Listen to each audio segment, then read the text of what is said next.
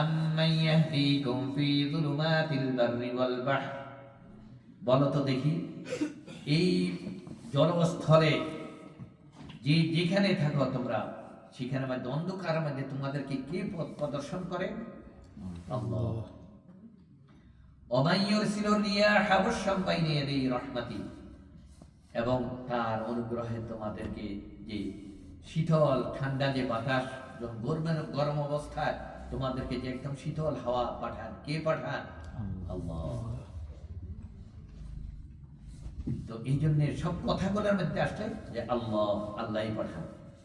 ये इसके बाद नंबर 4 में फरमाया कि ये जो बहर और बर, सुखी और समुद्र जहां भी हो, यहाँ के जो अंधेरा के अंदर तुम रास्ता कौन दिखाने वाला है? कौन दिखाते हैं रास्ता? अल्लाह।